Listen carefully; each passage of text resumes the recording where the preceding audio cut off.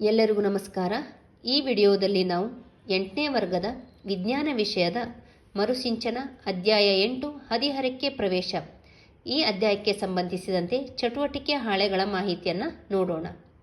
ಹದಿಹರೆಯಕ್ಕೆ ಪ್ರವೇಶ ಎಂಬುದು ಬೆಳವಣಿಗೆಯ ಒಂದು ಹಂತವನ್ನು ಸೂಚಿಸುತ್ತದೆ. ಈ ಬೆಳವಣಿಗೆ ಎಂಬುದನ್ನು ನಾವು 5ನೇ ತರಗತಿಯಲ್ಲಿ ಜೀವಿ ಪ್ರಪಂಚ ಎಂಬ ಪಾಠದಲ್ಲಿ ಕಲಿತಿದ್ವಿ. ಈ ಅಧ್ಯಾಯದಲ್ಲಿ ನಾವು ಮಾನವನ ಬೆಳವಣಿಗೆಯ ಹಂತಗಳನ್ನು ಗುರುತಿಸುವುದನ್ನು ಕಲಿತೀವಿ. ಇಲ್ಲಿ ಒಂದು ಚಟುವಟಿಕೆ ಕೊಟ್ಟಾರ, ಮಾನವನ ವಿವಿಧ ಹಂತಗಳನ್ನು ಇಲ್ಲಿ ಕೊಟ್ಟಾರ. ಆ ಚಿತ್ರಕ್ಕೆ ಸಂಬಂಧಿಸಿದಂತೆ ನಾವು ಹಂತವನ್ನು ಬರಿಬೇಕು. ಇಲ್ಲಿ ಮಗುವಿನ ಚಿತ್ರ ಕೊಟ್ಟಾರ.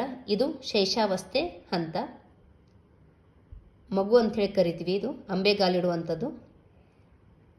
ಬಾಲ್ಯ, ಈ ಚಿತ್ರ ಹದಿಹರೆಯನ್ನು ಸೂಚಿಸ್ತದೆ. ಈ ಚಿತ್ರ ಪ್ರೌಢಾವಸ್ಥೆಯನ್ನು ಸೂಚಿಸ್ತದೆ. ಈ ಚಿತ್ರ ವಯಸ್ಕವನ್ನು ಸೂಚಿಸ್ತದೆ. ಈ ಚಿತ್ರಕ್ಕೆ ಸಂಬಂಧಿಸಿದಂತೆ ಇಲ್ಲಿ ಇನ್ನೊಂದು ಚಟುವಟಿಕೆಯನ್ನು ಕೊಟ್ಟಾರ. ಆ ಹಂತದಲ್ಲಿರುವಂಥ ಲಕ್ಷಣಗಳನ್ನು ಬರಿಬೇಕು. ಮೊದಲೇ ಹಂತ ಯಾವುದು? ಶೈಶಾವಸ್ಥೆ.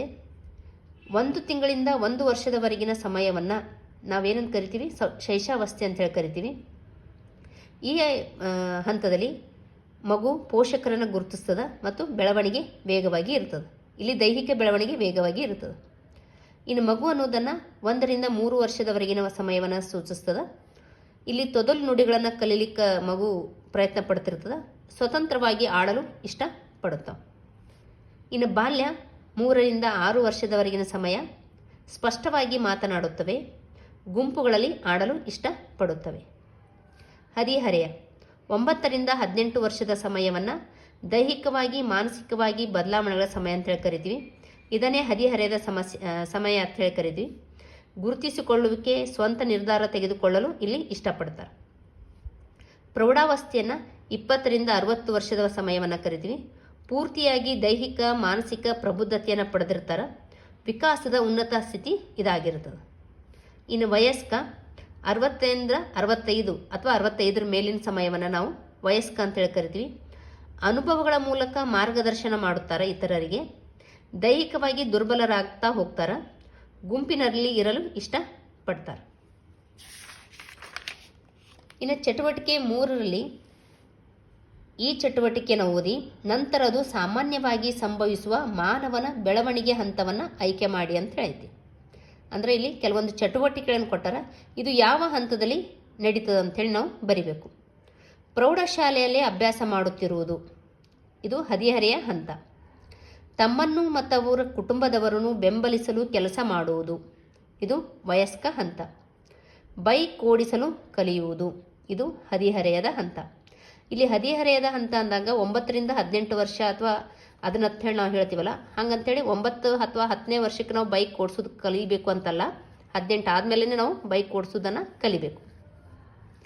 ನಡೆಯಲು ಅಥವಾ ಮಾತನಾಡಲು ಕಷ್ಟವಾಗುತ್ತಿರುವುದು ಬಾಲ್ಯವನ್ನು ಸೂಚಿಸ್ತದೆ. 30ನೇ ವರ್ಷದ ಹುಟ್ಟುಹಬ್ಬವನ್ನು ಆಚರಿಸಿಕೊಳ್ಳುವುದು ವಯಸ್ಕ ಹಂತವನ್ನು ಸೂಚಿಸ್ತದೆ. ಇನ್ನು ಚಟುವಟಿಕೆ 4ರಲ್ಲಿ ನನ್ನ ಜೀವನ ಚಕ್ರ ಅಂದ್ರೆ ನೀವು ಈಗ ಯಾವ ಹಂತದಲ್ಲಿದ್ದೀರಿ ಮತ್ತು ನೀವು ಮೊದಲು ಅನುಭವಿಸಿದಂಥ ಬದಲಾವಣೆಗಳೇನು, ಈಗ ಅನುಭವಿಸುವಂಥ ಬದಲಾವಣೆಗಳೇನು ಅಂಥೇಳಿ ಬರಿಬೇಕು.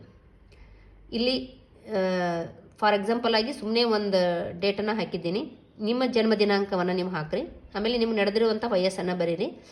ನೀವು ಮಗುವಾಗಿದ್ದಾಗಿನಿಂದ ಇಲ್ಲಿವರೆಗೆ ಯಾವ ರೀತಿ ಬದಲಾಗಿದ್ದೀರಿ ಎಂಬುದನ್ನು ಸ್ವಂತ ಅನುಭವದಲ್ಲಿ ಬರಿಬೇಕು. ಚಿಕ್ಕವರಿದ್ದಾಗ ನಮಗೆ ಸ್ವಂತ ಕೆಲಸಗಳನ್ನು ಮಾಡಿಕೊಳ್ಳಲು ಬರುತ್ತಿರಲಿಲ್ಲ. ಈಗ ನನ್ನ ಕೆಲಸ ನಾನೇ ಮಾಡಿಕೊಳ್ಳುವೆ. ಅಪಾಯವಿರುವ ಸ್ಥಳಗಳ ಬಗ್ಗೆ ಈಗ ತಿಳಿಯುತ್ತದೆ. ನನ್ನ ನಿರ್ಧಾರಗಳನ್ನು ಕುಟುಂಬದವರು ಒಪ್ಪದೇ ಇದ್ದರೆ ಕೋಪ ಬರುತ್ತದೆ. ಯಾವುದೇ ಹೊಸ ವಿಷಯ ಬೇಗ ಕಲಿಯುತ್ತೇನೆ. ಈ ಹದಿಹರೆಯ ಹಂತದಲ್ಲಿ ಇರುವಂಥ ಬದಲಾವಣೆಗಳನ್ನು ನಾನು ಇಲ್ಲಿ ಬರೆದಿದ್ದೇನೆ. ಯಾವ ರೀತಿಯಲ್ಲಿ ನೀವು ಇನ್ನೂ ಬದಲಾಗಿಲ್ಲ.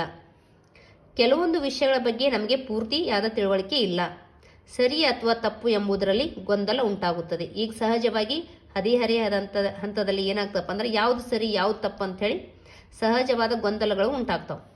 ಈ ರೀತಿ ಗೊಂದಲಗಳು ಉಂಟಾದಾಗ ದುಡುಕಿನ ನಿರ್ಧಾರಗಳನ್ನು ತೆಗೆದುಕೊಳ್ಳದೆ ಗುರು ಹಿರಿಯರ ಮಾತುಗಳನ್ನು ಅಥವಾ ಅನುಭವಗಳನ್ನು ಕೇಳಬೇಕು.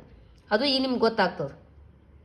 ಮನೆಯ ಜವಾಬ್ದಾರಿ ಹೊರುವಷ್ಟು ನಾವಿನ್ನೂ ಬದಲಾಗಿಲ್ಲ. ನಾವು ಅವಲಂಬಿತರಾಗಿದ್ದೇವೆ. ಅಂದರೆ ನೀವು ತಂದೆ ತಾಯಿ ಅಥವಾ ಪೋಷಕರ ಮೇಲೆ ನೀವು ಅವಲಂಬಿತರಾಗಿದ್ದೀರಿ. ಇಷ್ಟೆಲ್ಲ ಕಲಿತಾದ್ಮೇಲೆ ಇಲ್ಲಿ 2 ಪ್ರಶ್ನೆಗಳನ್ನು ಕೊಟ್ಟಾರ. ಆ ಪ್ರಶ್ನೆಗಳನ್ನು ನೋಡೋಣ. ಚಟುವಟಿಕೆ 1ರಲ್ಲಿ ಗುರುತಿಸಿರುವ ಬೆಳವಣಿಗೆ ಹಂತಗಳಲ್ಲಿ ನೀವು ಯಾವ ಹಂತದಲ್ಲಿರುವಿರಿ? ಇದು ಹದಿಹರೆಯದ ಹಂತ. ಬೆಳವಣಿಗೆಯು ಯಾವ ಹಂತದಲ್ಲಿ ಹೆಚ್ಚಾಗಿರುತ್ತದೆ?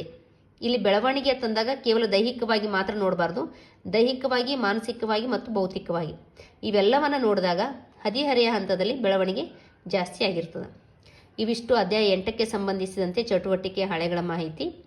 ಧನ್ಯವಾದಗಳು.